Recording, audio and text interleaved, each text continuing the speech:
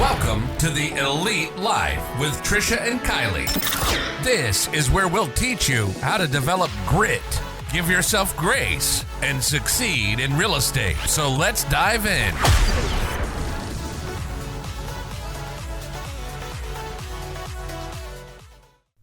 Hey everyone, thanks for joining us today. I'm Kylee and with me is Trish. And as you know, you are here on Elite Life Podcast with us.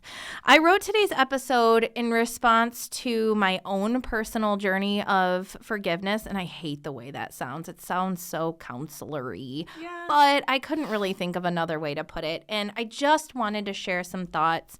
This is kind of a I don't know who needs to hear this episode, but I know that when I have super deep feelings, I know that there are other people out there who might have them. And so I just wanted to share some thoughts on this journey and hopefully help somebody out.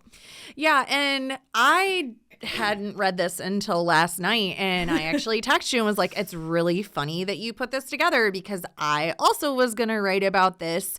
So, we may not know each and every one of you out in listener land, but what we do know is we are all human, and we have all hurt, and we've all been hurt, and we've all maybe done some things we wish we hadn't, and we've all had some things done to us that we wish hadn't been done.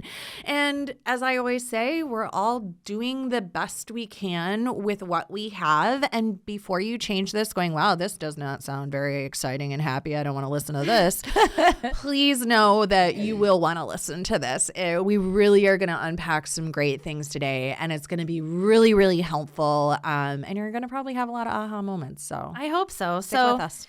Today we're going to talk about the freedom of forgiveness, and as cheesy as that title sounds,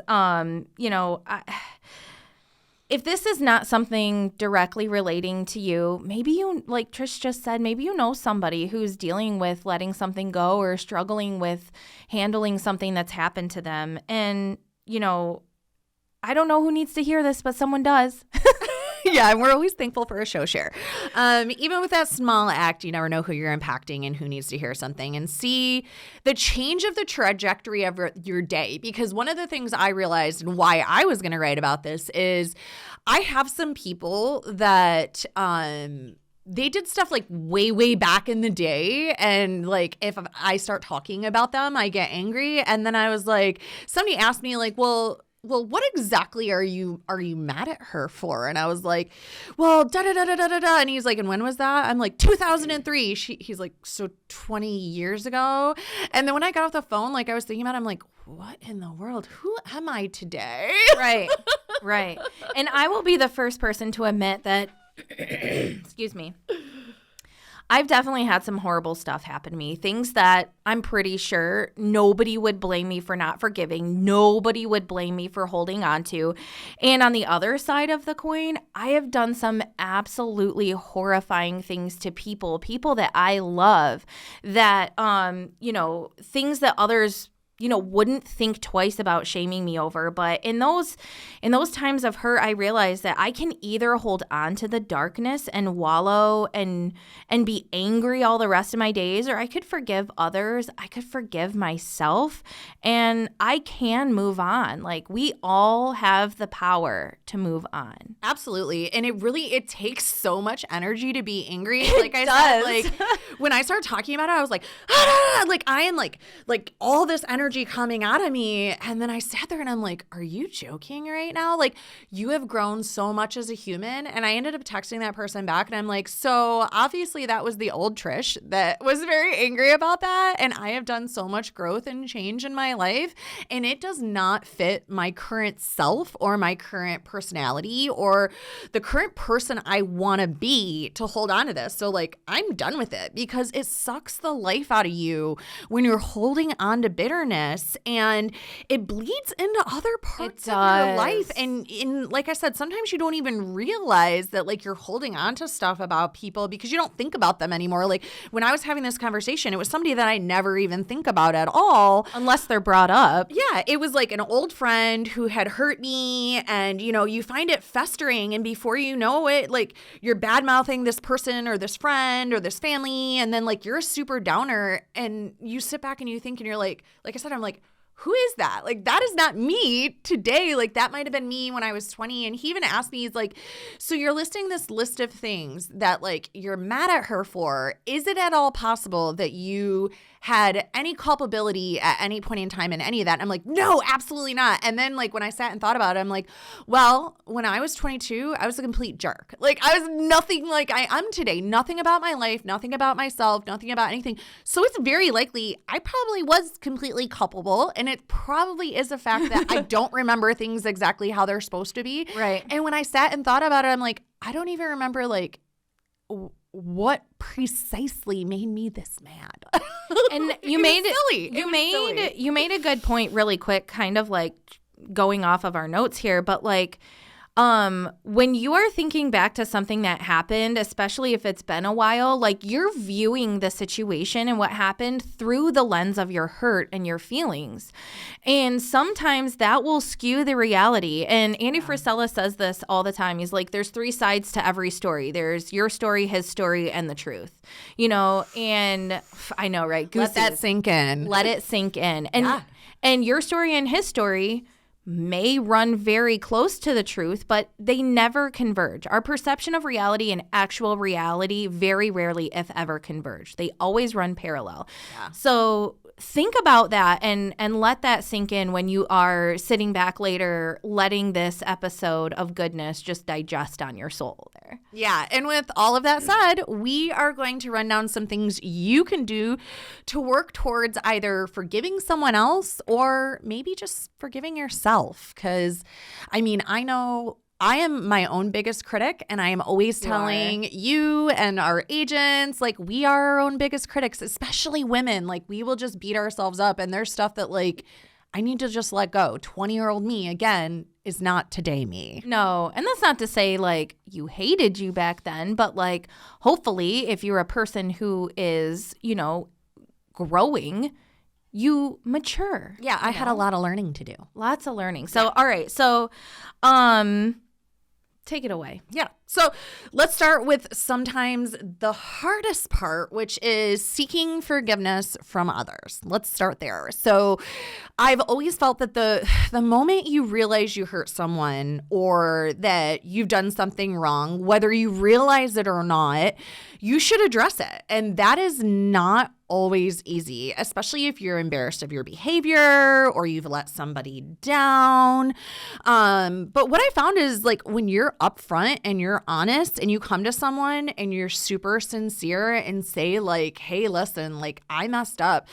And the funny thing is I did this with someone recently, and, like, they didn't even realize that I had done them wrong. I was like, I need to talk to you tomorrow. And he was like, okay. And then, like, we sat down and I was like, listen, here's the situation. Like, I did this. And he was like, that's so interesting because I never thought about it like that. Like, I actually was thinking about it the same way you were thinking about it. So I kept letting that go on. But now that you're saying that, you're totally right. And I was like, yeah. And he's like, man, we've grown. And I was like, we have. Yes. And it can be that easy. And, like, a lot of times when you approach things like that and you take ownership from the beginning and you're seeking the forgiveness, a lot of times people will give you the grace that you're looking for. And, you know, and then that puts the forgiveness back in their court. So, like, you know, when you're seeking forgiveness from someone, like we've said before, you can't control how they're going to react or what they're going to do with it. And maybe they hold on to it for a while. Maybe they are really upset and you just have to let them sit with those feelings. And maybe they hold on to it forever. You know, you have no control over that. And anything, you can't be anything more than honest and apologetic and sincere about the situation when you are seeking forgiveness. You know, so don't sweat it if they're not sending it right back to you. Because a lot of times, especially if it's really deep things, deep-seated things, a lot of times you won't get that instant grace that you're looking for. Yeah, but definitely do it. Like, I had somebody reach out to me, and she had done me wrong, like, again, like way back in the day, like 20 years ago. And she was like, I want to let you know, like, I didn't forget about this. Like, I know I still owe you this money that like I totally flaked on you on, and I think about it all the time. And I just want to let you know I'm like super sorry. And like someday I am going to pay you back when I get my life together. And it was totally unexpected. Like this came out of the blue, out of left field. And I was so moved by like the fact that she did that. Like I was so moved that she said she was sorry, because what does frustrate me, and like going back to like the first story we were talking about, I was like, she never even said she's sorry for any of the things. And it was like, if at any point in time she would have accepted responsibility, the first person, and said like, hey, I'm sorry, like I was a bad friend all this time, I did you wrong all these different times, I screwed you out of so many things, blah blah blah, then that wouldn't have even been a conversation, you know. But she never did, and so I held on to that. Now with the second thing, I let it go because it was a family member, and I just was like, whatever. But the fact that she came out and was like, hey, I'm really sorry, I was like, wow, like that means a lot. That's huge, because I didn't expect that apology, you know. So it is important, like even if the other person isn't mad at you, like recognize that you probably should say you're sorry if you did something wrong at some point in time. Yeah, and it's never too late to say sorry. I'm telling my kids that all the time, because, you know, again, I'm in the same boat as you. Like 19-year-old Kylee was a poop bag. You know, and we've all been there. Like there's a reason, right? So, and the one thing that I really want to drive home though is forgiveness is accepting an apology, but it doesn't mean that you're removing the consequences of someone's actions. And unfortunately, there are going to be people who come to you and apologize and expect things to pick up right where they left off. But a lot of times, especially if there was broken trust involved, you know, you can forgive them, and they probably will try to make you feel like crap for not allowing them back into your life either at all or in the capacity that it was. And that's just something that I've personally had to learn is, you know, when someone does you wrong, you can accept, you know, and I've had people tell me, well, you know, you're a Christian and yada, yada. And I'm like, yeah, I have forgiven you. Praise the Lord that Jesus has covered me in his blood so that I can be forgiven, and I am freely forgiving you of whatever it was.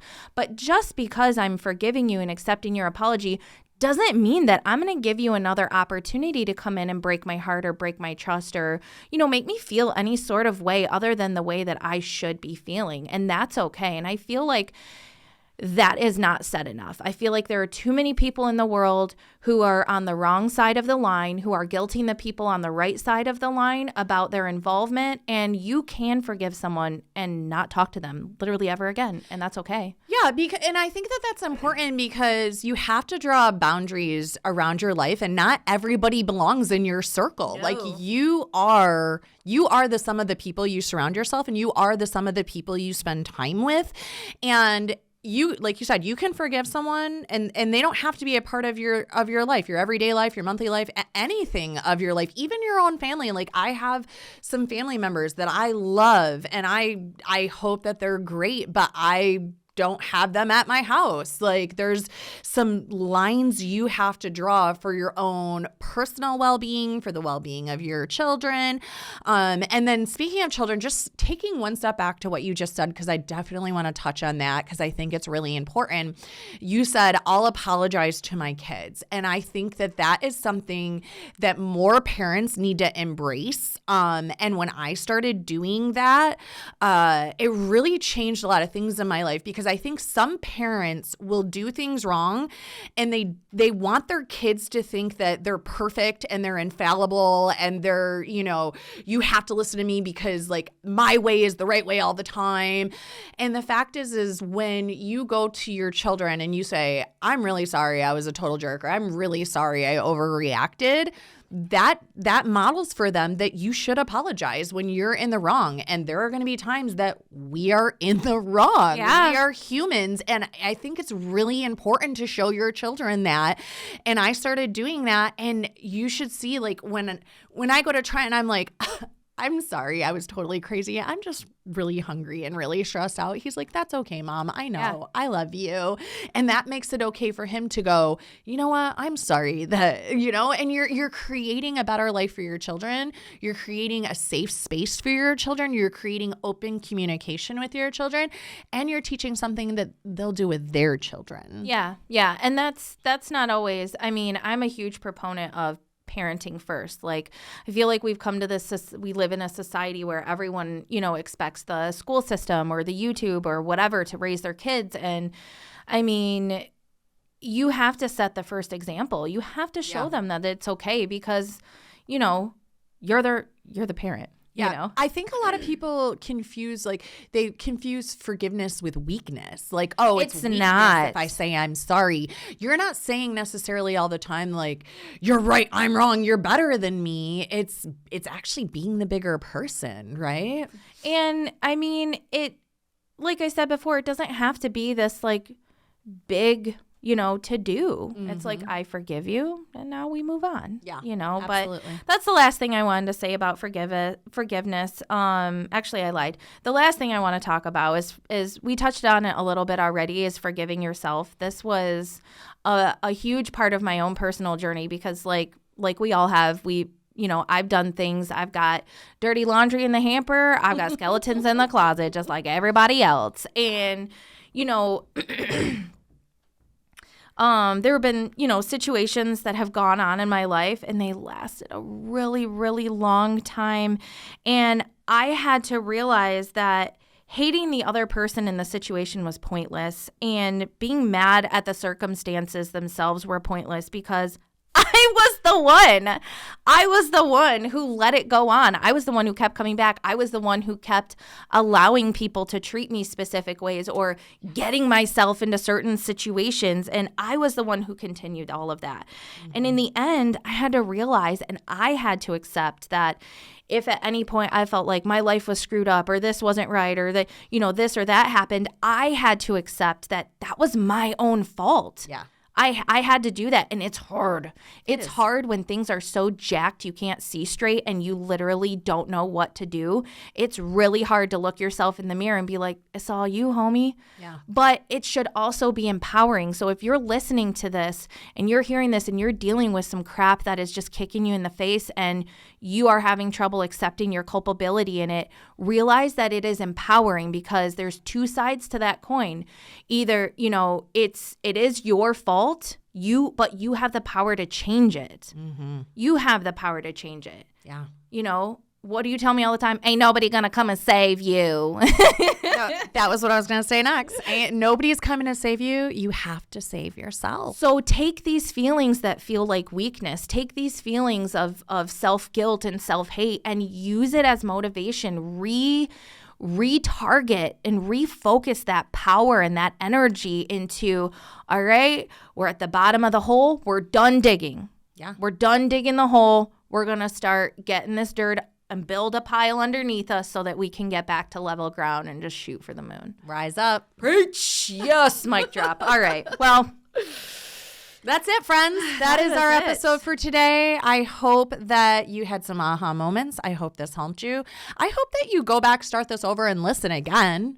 Take some notes. And share it. Please share the show. With a friend. There's so many. We live in such a crazy, dark world, and there are so many people who are living in a place of unforgiveness and sadness. So share the show with a friend, or if you're not sure who to share it to, share it on Facebook, on Instagram. Just get it out there. Because you never know who's going to see it. You know what I'm saying?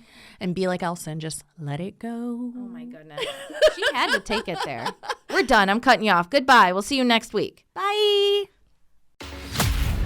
We thank you so much for joining us today on the Elite Live with Trish and Kylee. Be sure to share the episode with a friend so we can continue bringing you more great tips on grit, grace, and real estate. You can also connect with us on Instagram, Facebook. We hope the ideas we share continue to help you build an empire and leave a legacy.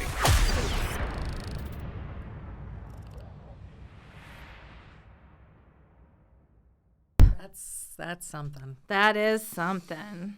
All right. Hey, everyone. Thanks for joining us today. I'm Kylie, and with me is Trisha. That's not going to work. We're going to need to start over. When I was writing this, I kept envisioning lavender and like super calming, like, Okay. I don't know. The font is very big. Mm-hmm. All right. Hey, everyone. Thanks for joining us. We are Kylie and Trish. And as you know, we are here on... Nope. Don't let me drive the bus. Okay. I don't want to drive the bus anymore. Do you want me to start and you do Trisha's part? If you don't drive the bus, that means everything's backwards. I know. Okay. Here we go. Ready?